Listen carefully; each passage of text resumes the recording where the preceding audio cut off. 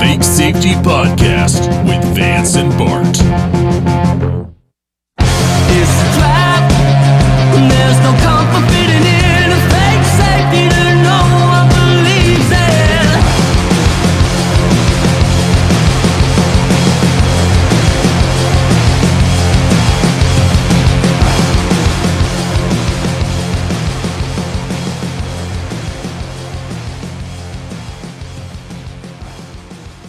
Maybe it was in Spanish. Yeah, they do have different numbers. Speaking of numbers, what number am I thinking of? 3. You're so close. 50. Nailed it.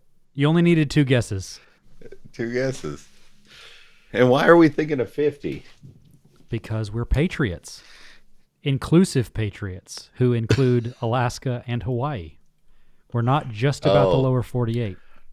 But they talk shit about us. Especially, I know Alaskans do. Personally, because I married one. But we don't need to lower ourselves to that level. I know. A problem in one level of consciousness cannot be solved in the same level of consciousness. Yeah, those freaking dirty ass Alaskans. We're not stooping down to their level. Exactly. Fuck them. Don't get me started on Hawaiians. I don't know shit about them. I've never been there.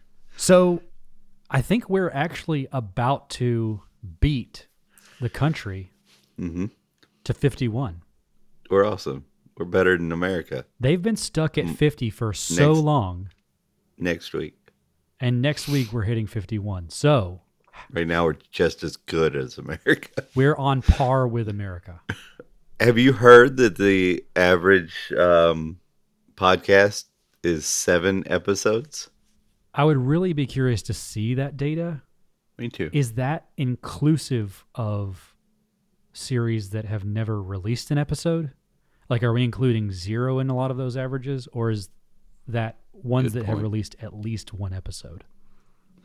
I did no research on that. I just heard it from another podcaster. Oh, well, you should have said that from the beginning. Okay, rewind it, and we'll start it there. Because as we know, all podcasters are sworn an oath of truth, justice, and the American way. They are. That's right. Just like judges, they always do the right thing. And doctors. Yeah. The Pope. Have there been 50 popes? Or are we also better than the Pope? Oh, we're much better than the Pope. So how should we celebrate? Why don't we talk about some shit, like some communist shit? I want to go to Russia, personally. And obviously, America's got this beef with Russia right now. Russia's not communist anymore. But the same people there, like, okay, so it was the Soviet Union. The wall fell.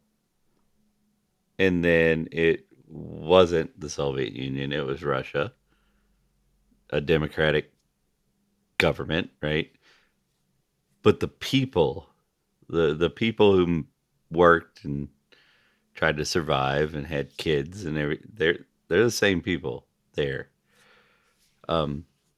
There's something to that I think a lot of people miss when we have conflict with other countries or even with our own.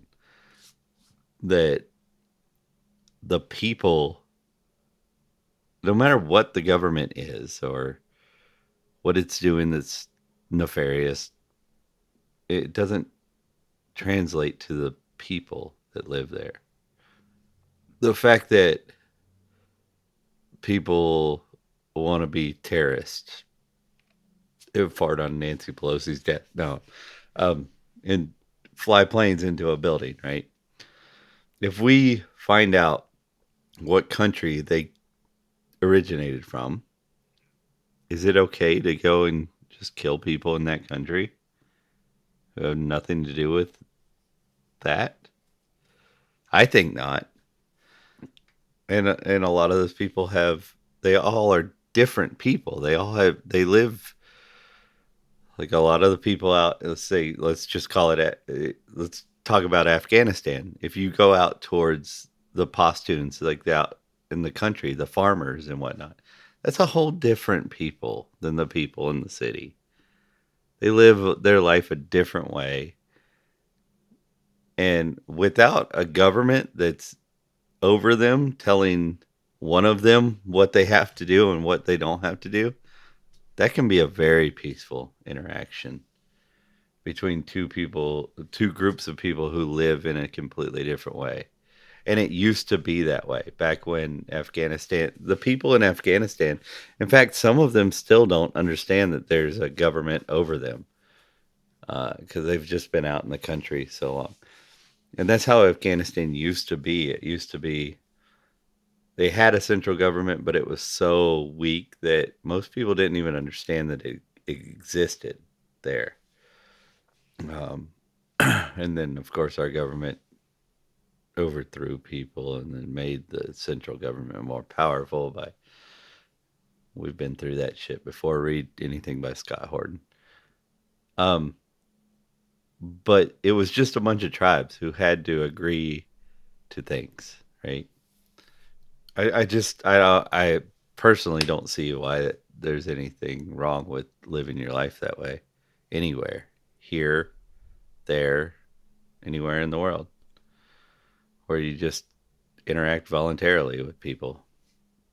And that's probably a little bit scary to anyone who is a globalist, because you're talking about breaking down these borders, breaking down these walls, saying, oh, well, that's not Afghanistan, that's not Russia, that's not America, that's the world, and we're all part of this collective, and we're all part of the group. But it also means that you can erect those walls if you want. You can put the Berlin Wall back up, and it has nothing to do with you versus your neighbor. That wall wasn't put up by your neighbors. That wall was maybe physically built by your neighbors, but it was at the instruction and directive of the state. By force. There was a threat of death to build such wall. If that wall was built without that threat, then I have no problem with it. All government force is a threat of death, because if I don't pay my speeding ticket or my seatbelt ticket, it goes on. It escalates until death is the option. You got to fight enslavement or death, right? So the most harsh contract that you have between two consenting people is not the same, does not even reach that level. Well, and when you say two people, you're also talking about the contract. And I think when we talk about groups, when we talk about community, when we talk about collective, when we talk about global, like a world community, it almost feels like we'll call it a world government.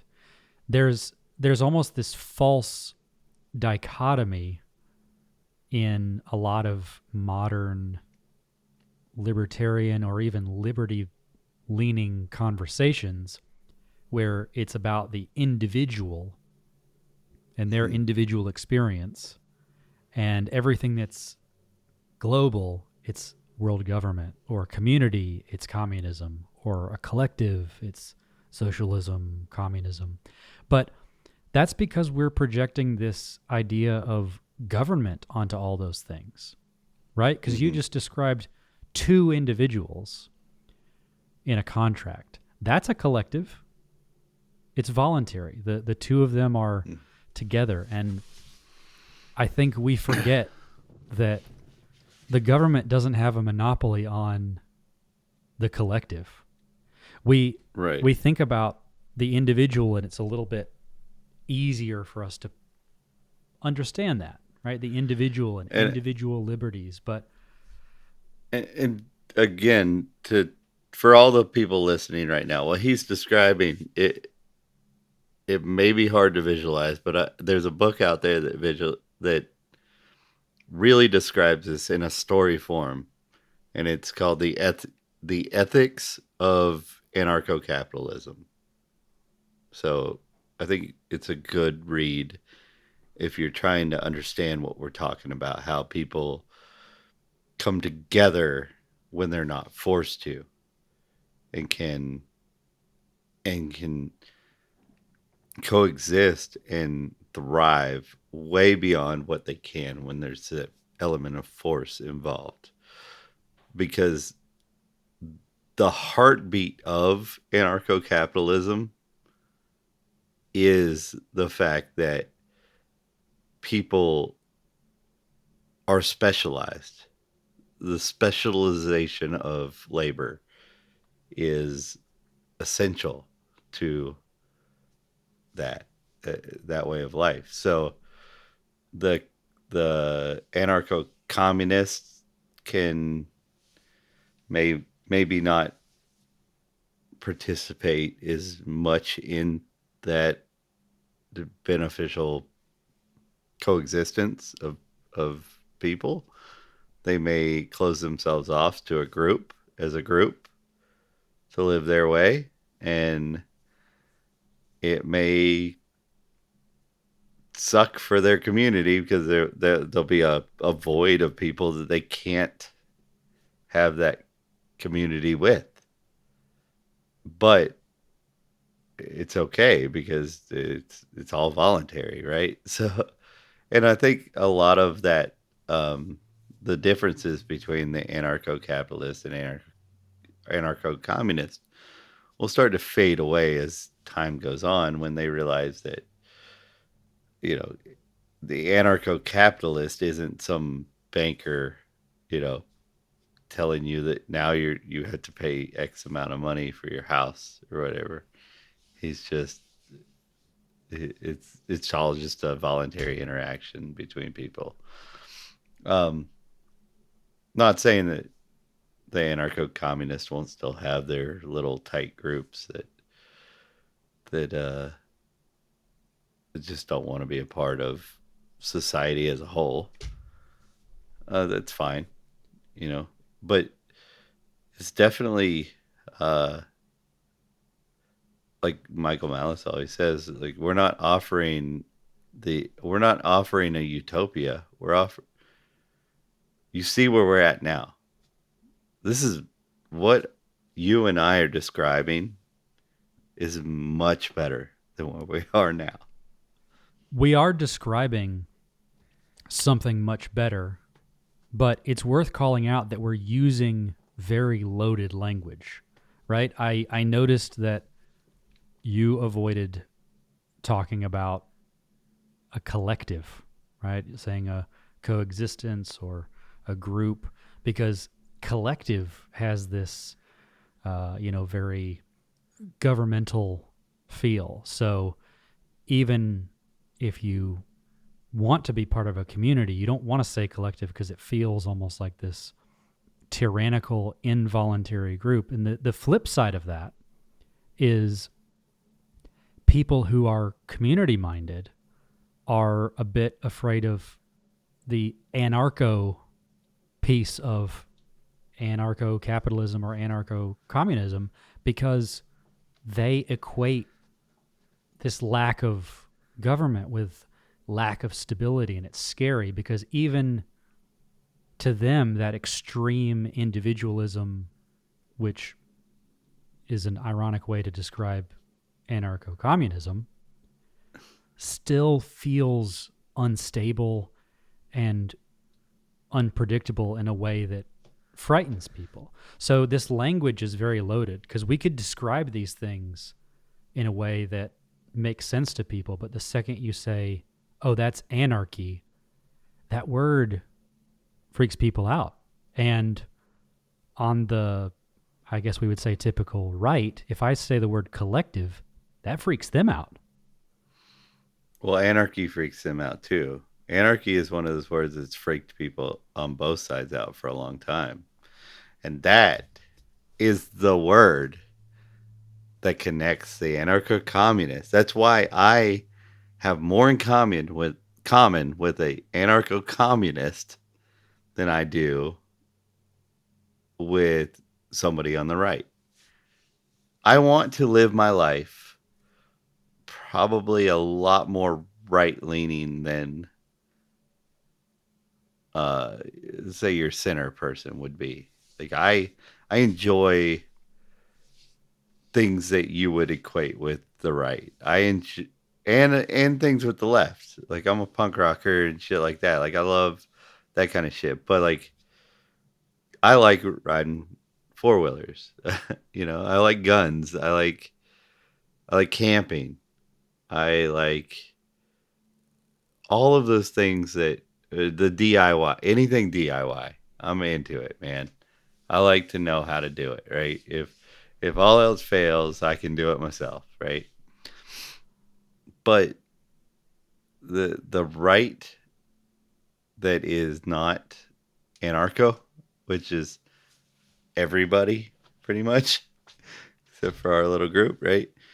Until recently, you know, and even now, but like a lot of these barriers have broke down recently. But there's been this trust in the military industrial complex to a point that they were the champions of the Patriot Act, right? The right was the Well, because their president was in, right? right, exactly. But it there was nothing about the Patriot Act that was patriotic, was freedom oriented, was anything but. I mean, it would say the fascists were at our door and they said, you know, we're coming in and you guys are losing the war, and the government said, hold up, what if we just do what you guys do, then we can be friends? And they were like, all right. And then we just became that. That's what the Patriot Act was. We're just like, oh, instead of invading, we'll just integrate into, and we'll just pretend like that's who we are. Well, instead of invading once, you just invade forever. It's the subscription model. That's right. That's why you have to get that app that unsubscribes you to the shit that you shouldn't have agreed to. You're like, oh man, Okay. am I still paying thousands of dollars a year in taxes for this invasion subscription? Right. Oh, thank God for the Anarcho app that got me out of that. I would love to see like an app breakdown of all the apps everyone's subscribed to, but then put in the monthly numbers for what you contribute in taxes toward the military industrial complex. Yeah. You know, $7 for Hulu, $12 for ESPN plus Disney plus, $347 to the military industrial complex. Right. You're like, man, this subscription sucks. I don't get anything Or out of this. all the infrastructure bills that we pass. So every president passes an infrastructure bill, right? And it's just like to raise their, you know, spending limit. And it's like, oh, the bridges are shit and they're collapsing and there's rust on all the bridges, and then they pass this bill. And it's always like record spending, right?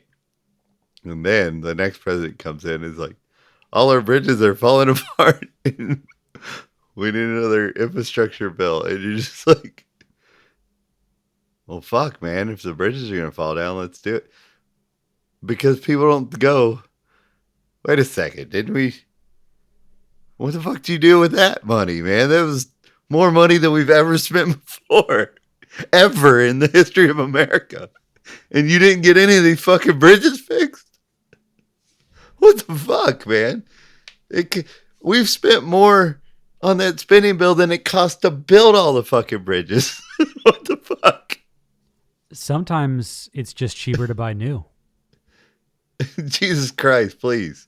Please. It's kind of Like the I'll forge that shit. I'm talking some oxes, like Oregon Trail. Fucking stop spending money on bridges. I don't give a shit. If Jack floats down the river, I mean, so be it. I'll shoot a squirrel, have another kid.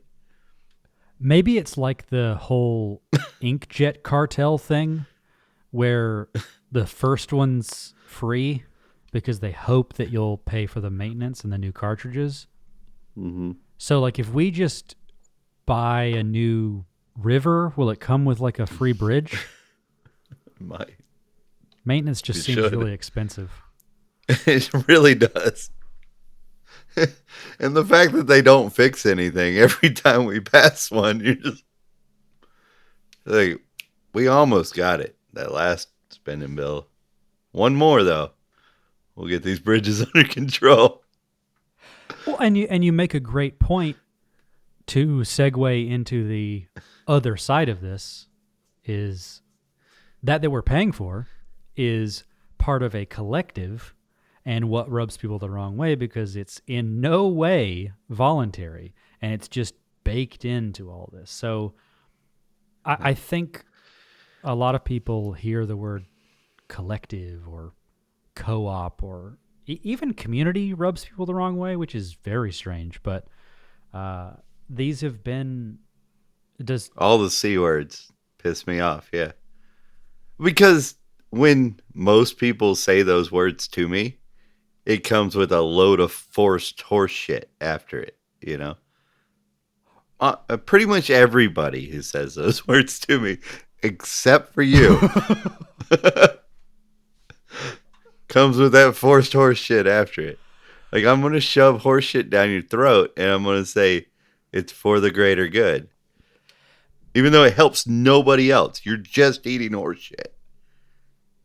But I'm going to tell you that.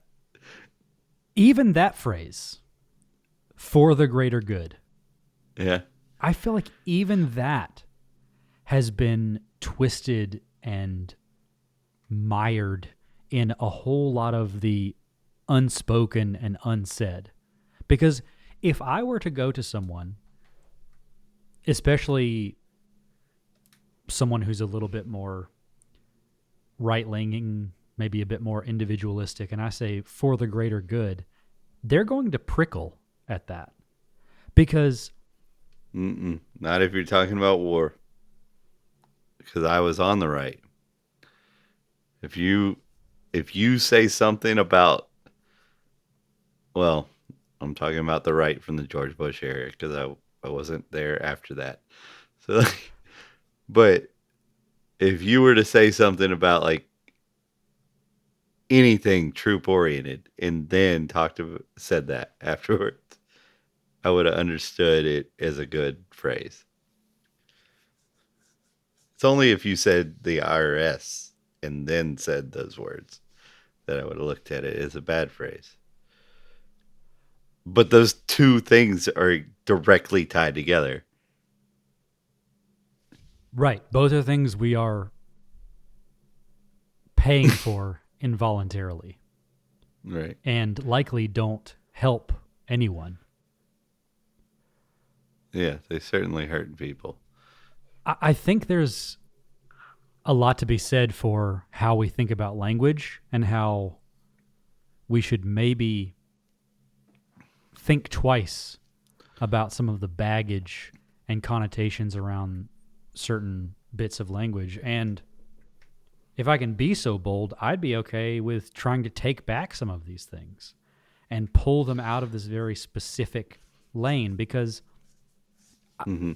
if I were to go back to the example you were talking about before in an ANCAP society where it's about specialization, right? A specialization is about the individual, and it's about the individual specializing in a skill set or a role or a place in things, but it's their place in a collective. Because if you specialize and you're on an island, Castaway style, Yeah, you're fucked. exactly. So Right. this theoretical individual speak Mm-hmm. gets us caught up in a vacuum where we forget that that's actually part of a whole. You're being collaborative. I don't think we and- forget it. I think we forget to say it.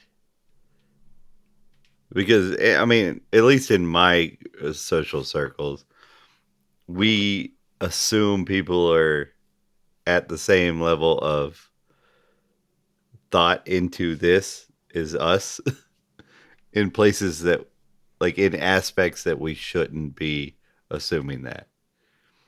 Like, there are things, like, we can be talking about advanced anarcho-capitalism, just anarchic theories, right?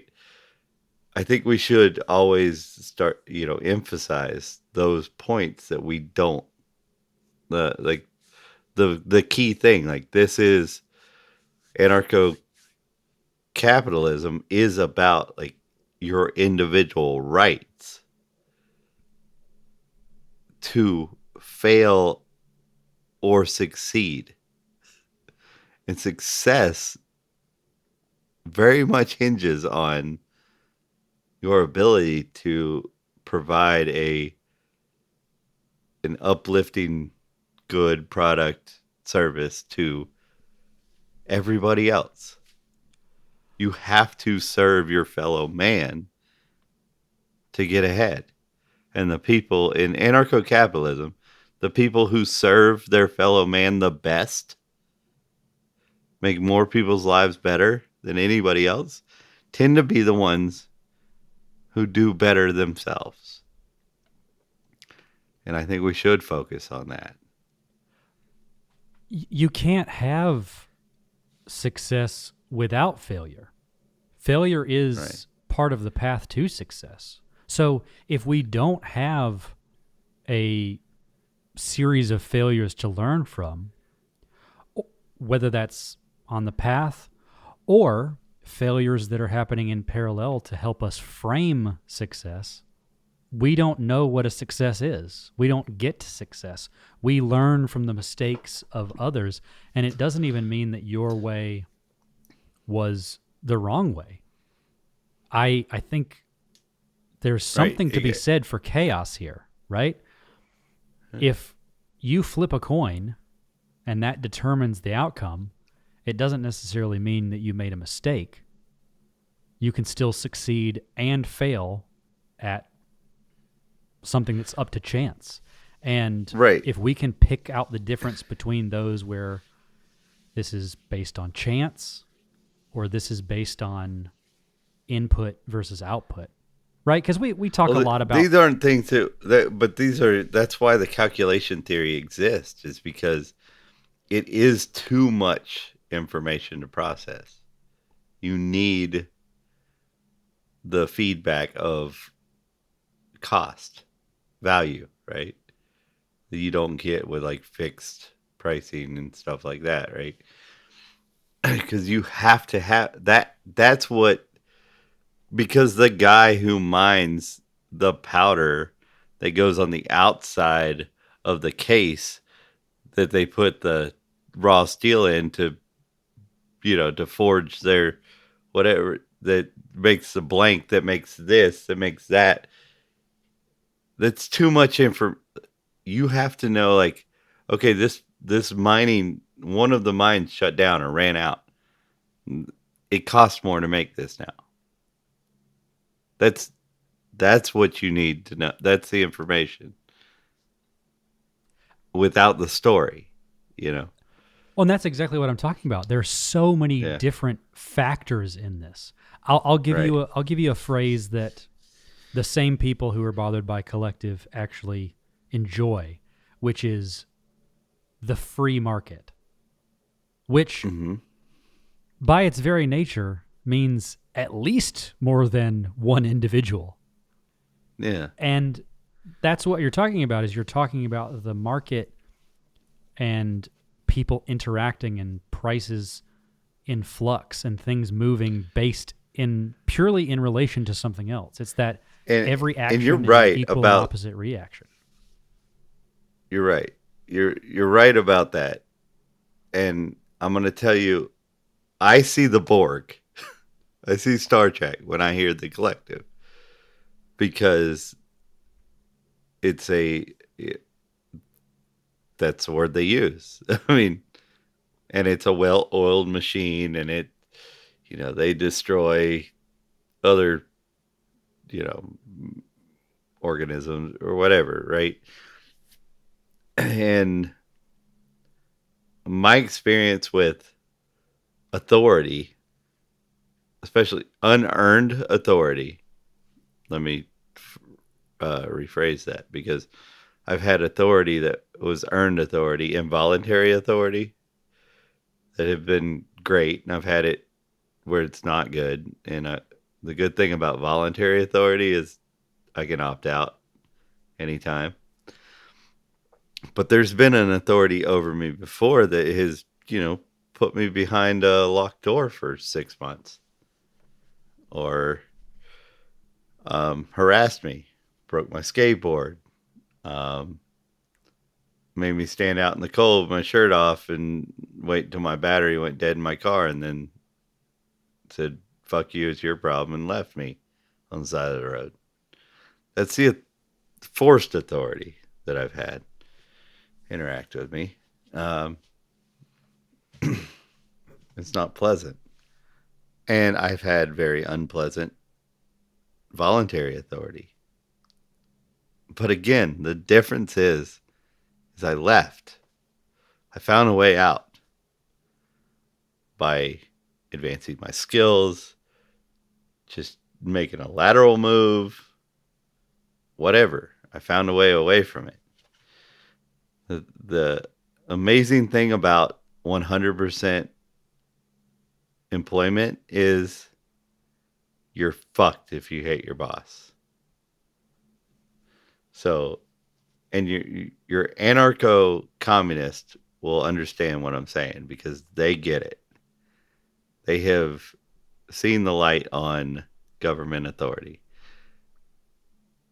And this is why I can relate to these people, even though we see the world in a completely different manner, right? But they understand that, like,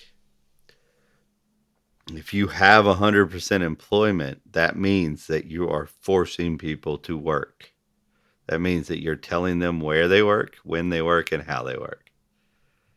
That means that you have to ask somebody else if you're allowed to do something else as an employment. And it's 100% employment. It's not like there's an opening somewhere. They have to move somebody else somewhere else. So, but today, we talk about our bosses like they're these evil whatever, and sometimes they are pieces of shit. But our public school has taught us that we're supposed to sit down, shut up, and do it anyway. You don't have to do that. This is fucking not that kind of society at this moment. Let's keep it that way. If you hate your boss, if he said, for example, when I had a situation where I told my boss I was not going to be there on such a date, many days in advance, weeks in advance, but this person came back to me and said, "I'm going to have to check the schedule to see if that's okay."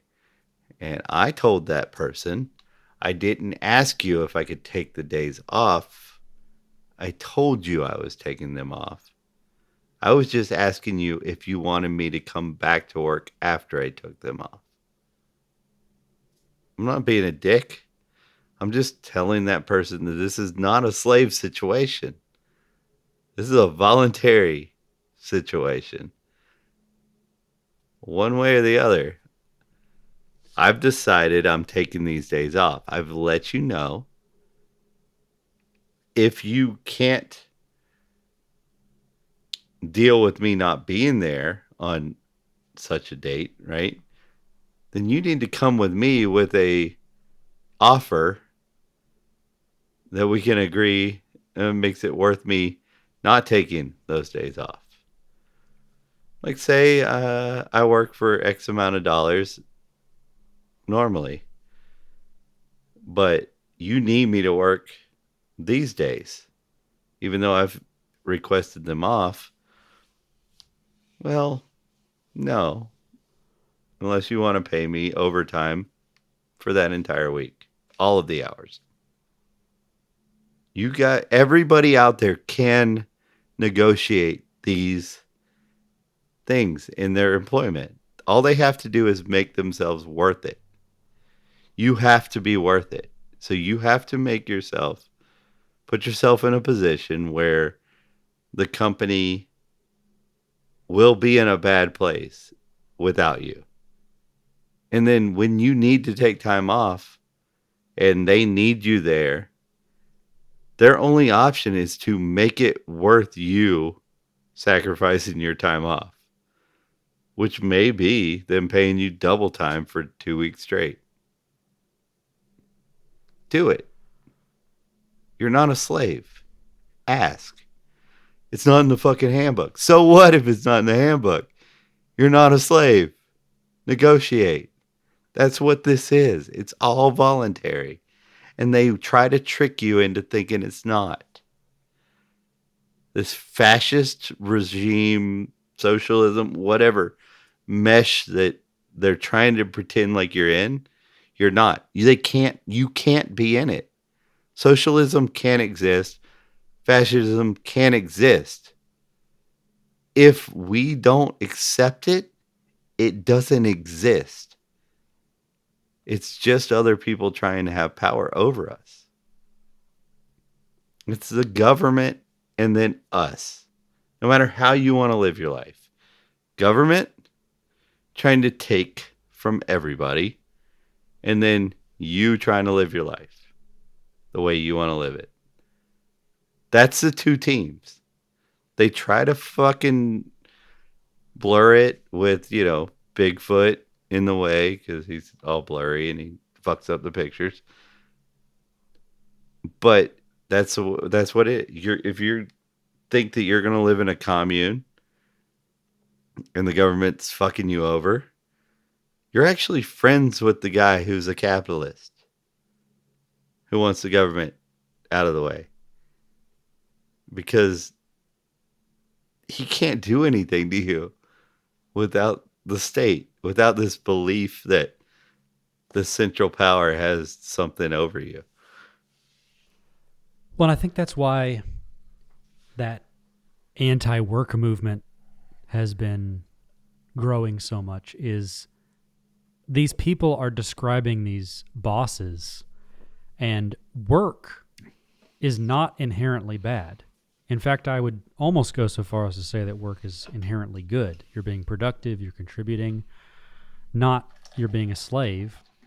But the anti-work labor talks about that. They talk about slavery. They talk about these bosses, and these bosses are being authoritarian.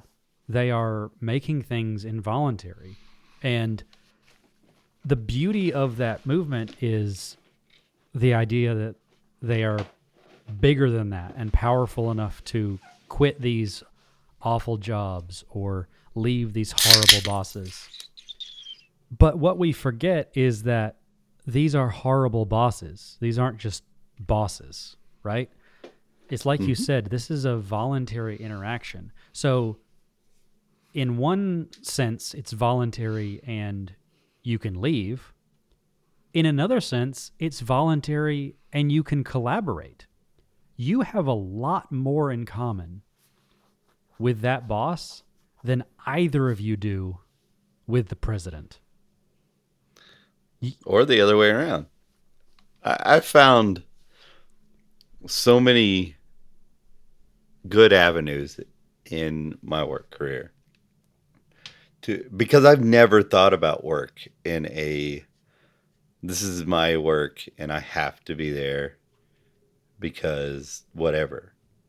I've always, I don't know why, because it certainly wasn't instilled in me as a kid. It was always, work hard and you'll get ahead. But that wasn't my thing either. I did work hard, but I expected shit for it. You know what I mean? I was always able to negotiate pretty well. Um, I don't know why, but I think that it really stems from the fact that I never looked at a job like it wasn't voluntary. I don't want to quit. Getting a new job kind of sucks. You got to go talk to people, fill out applications. I'm dyslexic, so I mean that's even worse, right? Um, but I'll do it. You know, that's the depending on how good the job is, like how much money I'm making for what I'm doing. That's gonna decide whether the value of me filling out those applications is worth it. And that's my effect. But I've talked to people who are like, "Oh, I can't. I can't do that. My boss says I can't." What do you mean? What the fuck do you mean? Are you good at your job? Are there other people? I mean, what do you do for a living? Is it anything that's worth, that has any demand? Are you better at a low demand job than most? You do have some sort of negotiating power. Or you're actually getting paid more than you're worth. Then you don't. So I mean, you got to position yourself into this place. So your boss doesn't necessarily have authority over you in this setting. In a government communist or government socialist setting, they do, because you're forced to work wherever, whatever they've told you to do, that's what you do, right? But in the setting that we have today, right now, is you don't have to. So you can go somewhere else. You can make yourself more valuable than the boss. I've had situations where companies have gotten rid of my boss instead of getting rid of me, because what I was bringing to the company was more valuable than what that person was bringing, whether they were doing their job wrong or whatever. I was obviously of the opinion they were, but somebody else might have not felt that way. But I brought more value to the company, which in turn was bringing more value to whoever their customer was than that boss. And if for some reason you are unable to find that level of value in any of your skill sets, I think a lot of people would fear that they have no place to be. But if we go back into, admittedly, a very patriarchal time, but if we go back to the pre-war era where a good majority of women worked 0 hours and had zero income, they were still fine because they were part of, and you're not going to like this word, a collective. They were in a voluntary collective with their husband, who decided that he was going to put out all of the effort on the physical labor front for the sake of the greater good.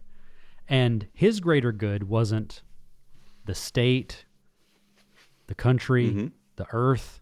It was way more zoomed in than that. His greater good was him, his wife, His primal, maybe his greater good. maybe his kids. Right. And that's why I think the phrase greater good or anything else like that could be reclaimed. And it's not about doing it for the state. It's doing it for the bigger piece. And I'll say that the living wage argument that's very, very popular now directly conflicts with another well-known metric, which is household income, right? If we think about the right and left ideas of what their fighting for. If we talk about a living wage, we're talking about the individual. But Okay. it doesn't really matter if the collective, the household income, Mm-hmm. is enough to provide a living. Mm-hmm. As we've evidenced by these, like I say, those, older generations who did that. And we can say that would have been by force and women wanted to be in the Right. workplace and couldn't be, but that's fine. But if it was a voluntary relationship and you want to be a stay-at-home dad, or Mm-hmm. you want to be a stay-at-home half of a dink, Yeah. you don't have to have kids to stay at home. If your spouse makes enough money to take care of both of you, if you're in a polyamorous relationship and there are 4 of you that all make enough to go in on a 1-bedroom apartment, it doesn't really. Yeah, it depends matter. on what your standard of living is. I mean, without regulation, it really does. It depends on what you want to live in. What we have today is a lot different than that, where some people, through taxation and whatnot, the money they don't get to keep and the cost of living being hiked up by the state taking so much value out of the economy. People have decided that, I'm 30 years old, I'm not ready to have a family. I'm not fucking buying a house. Don't trust that shit. So I'm gonna live in a van, and I have to make it a hidden van. Can't be an RV because there's regulations against putting RVs on, even if I own the property. Like in Georgia, for example, you can own a plot of land, pay for the power and the sewage to be out there, but you can't put an RV on it and live in the RV. You have to have a home. Like you have to have a house with a bedroom, a kitchen, a bathroom, and a living room, maybe a 1-bedroom. And you can live in your RV, but you have to build that on it first in Georgia. Your land, your property. You mean the land that you lease from the government? Right. That's what it seems like. What I'm getting at is, we can sit here and say collective or not collective is the right word to use. And you're right. We do need to clarify these terms with people, especially when we're talking to somebody about these things. I think that's the most important time, is when we're having an honest discussion with somebody who we feel cares and is having an honest discussion with us. When that's not going on, when it's just a Twitter feud or something like that, who gives a fuck? But to come up with a term, like let's agree to what this word means first before we start talking, is very important to the conversation. Because when you say collective, to me, I go warfare state, basically I'm pumping out parts for their tank machines, and they're destroying other countries to bring in the income they need to even survive until they're out of countries to destroy, and then we all die. That's what I think when I hear the word collective. That's the imagery that comes into my head. That's awful. Even for the leftists that think that word's good, right? That's an awful fucking image for somebody working on a fucking assembly line. Because I know I'm not shooting a goddamn gun at somebody who didn't do shit to me. So I know in that scenario, I'm dead. So the best case scenario is I'm working on some assembly line, pumping out parts for something that's going to do that to other people. Well, and that's not their word. That's our word. So it doesn't mean what they've done with it. In the same way that anti-fascist aren't anti-fascists, in the way that National Socialists aren't National Socialists, in the way Liberals that aren't liberals. liberals aren't liberals.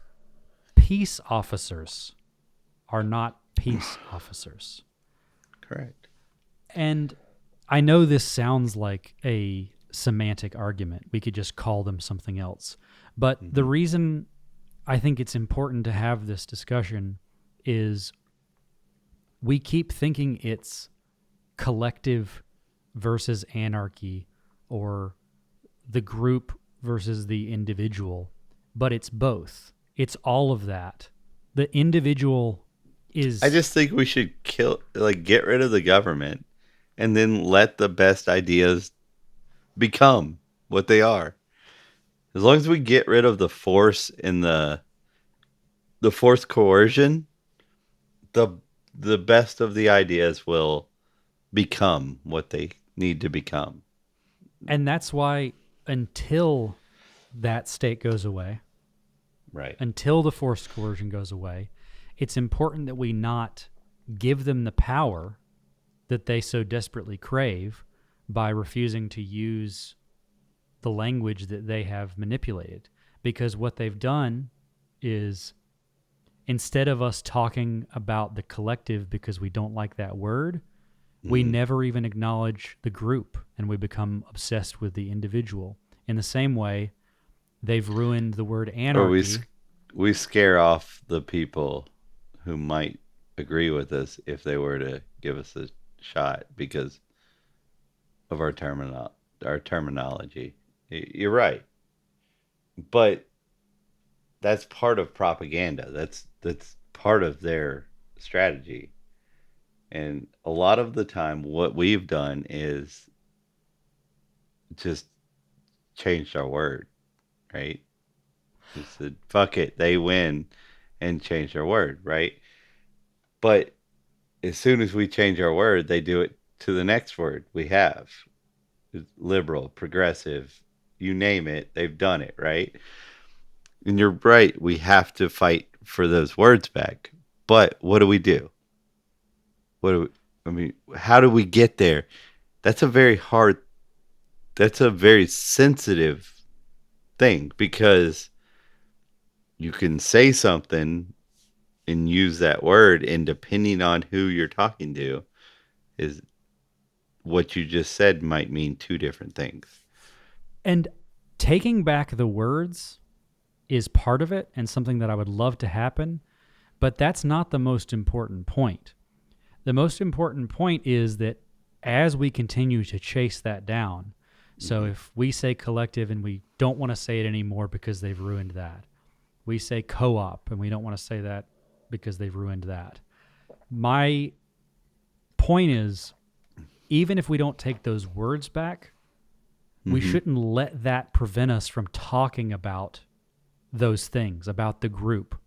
We're afraid to talk about the group or the greater good or the collective or the community or the co-op because they've taken our power from us, and we get so focused on the individual. The flip side is anarchy. We're so afraid to say that word that we talk about, this free this or free that, because we've had this language. I've actually and word had taken people away on the from us. right tell me or ask me to quit using that, because they've told me, oh, I've talked to other people on the right and they like what you have to say, but the biggest problem they have with you is the fact that you claim to be an anarchist.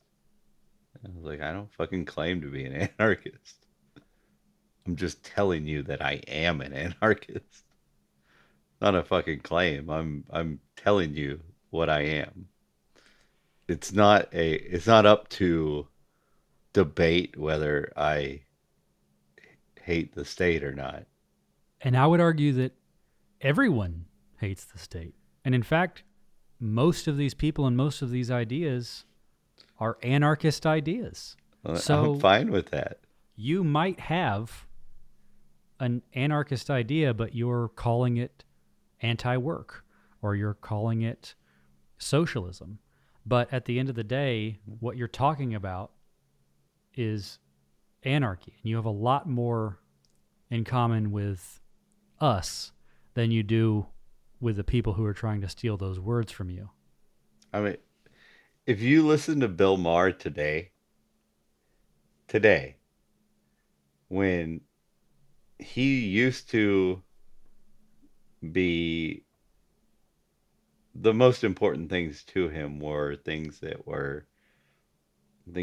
I would not agree with, right? Not that long ago. Like the type of society that he wanted to live in was not one that I would want to live in. But would I want it to be allowed to exist? Absolutely. I'm a fucking anarchist, right? But now that COVID's hit, go watch his episodes now. This man is for real. He is a Democrat. He does not believe in anarchy. He's made that clear. He does believe in the state. But he's actually standing up for things that he thinks are overreach. It's not, it's my team. It's the other guy's team, so I'm against it.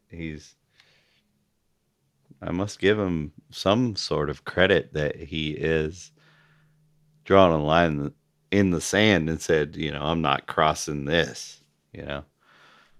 And I think we should do that with our words too. Uh, where you say collective, I think of the Borg or whatever, and I avoid that word.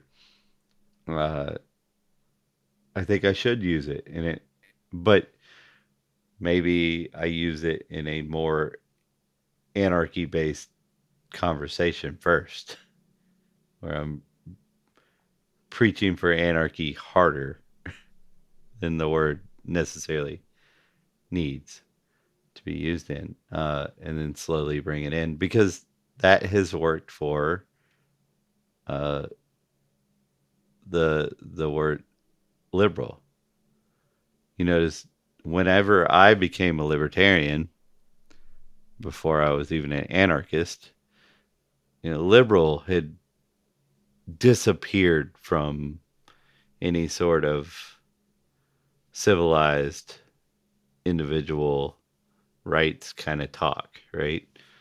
And become just another word for whatever a politician says the state should do, pour money into it.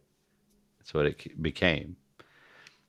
And over the years, we've heard, used to be a liberal, classical liberal, and then that kind of stuck. So like they started using that.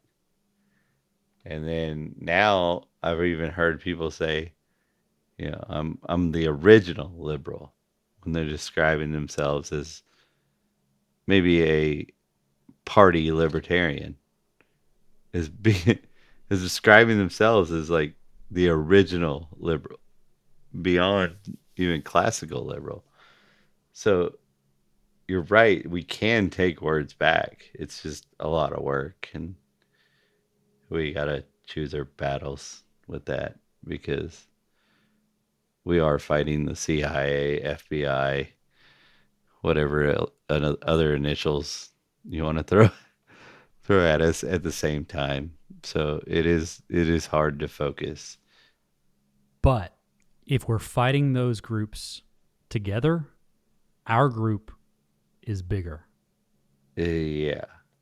But we're fighting those groups together for each and every one of us, not for one person's whatever belief he thinks, right? And I think that needs to be said. If we're going to fight somebody, we're fighting for every single one of our rights. Every fucking one of them. So, would you agree with one for all and all for one? That's a scary thing to agree with, because I know what turned out from that I know what became of that. But The Three yes. Musketeers? Right, Chevy Chase. Yeah. But like the French Revolution against the bourgeoisie and all that shit, like that was not a good thing that happened. It wasn't. I'm not saying what was going on before that was good either, but that was definitely an evil event. Which was not in any way mentioned in saying one for all and all for one, right? But it's where your head went. Yeah, I mean that's the people using that phrase did some evil things to some people that were not, I guess, part of the all. That's the problem. Is But- all didn't actually mean all in that circumstance. Now, if all actually meant all, it would probably be a different thing, a different outcome. But even the most statist, authoritarian members of society who supported that movement, let's say, in that time, even those people Yeah. are a part of this group which could collectively do away with the state. Because to your point, there is an FBI, their a CIA. point was to become a state. I'm not talking about the heads of state that led that charge. I'm talking about the people. Okay. There are people worth saving. You're right. And there are people worth not. There's too much effort. Go do your own thing. You know, die in your own place if that makes you happy. And they're gonna hate us forever for being not that way. And they'll die hating us, and we won't care what's going on with them because it's kind of the way we are, right? But there's no need to have everybody agree with us. We don't care. As anarchists, it doesn't matter as long as we can find a place to be free. Well, you just said as anarchists, so you're speaking for the group. So what if I, as another anarchist, don't agree with that? It's fine. I don't really care. It's What just if I not do a- fight it's- for them? It's just, yeah. I mean, I guess you could be an anarchist and fight for Hitler. I don't know why you would do that, but I imagine you would have your economic reason. Well, I'm not Maybe fighting. he has your. I'm not maybe he fighting has- for what he believes in. I'm Yeah, fighting. maybe for he's his got your rights. family, and he says that you have to. I'm going to let all the Jews go. He didn't realize that he meant like after he gassed them. You're like, and you were the best fighter for him. That could be a thing. You should have your day in judgment upon your fellow man who died. Family died because of you. Because if he truly convinced you that you were gonna, if you did these things, that the Jews were gonna be let go. Even if you were his best fighter, and you truly believe that, I think you would have an argument to not be put down or whatever they did to. But you're those assuming who- I'm in his fight. I'm saying I'm fighting on his fighting? behalf, not fighting in his war. Oh. The war is going back to what we were talking about. The war is us versus the state. So you're and- just like a Hitler guy, but not like a Nazi. Like you definitely don't like the Nazi Party. You don't like government, but you just like Hitler himself, the person. I don't like Hitler himself, the person. But you're fighting for him. I'll fight for his rights. Oh, his rights. Okay. So what are his rights? Natural rights, They are. or are they Nazi rights? There are no such thing as Nazi rights.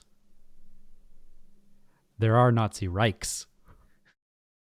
This trap, There's no comfort fitting in a fake safety to know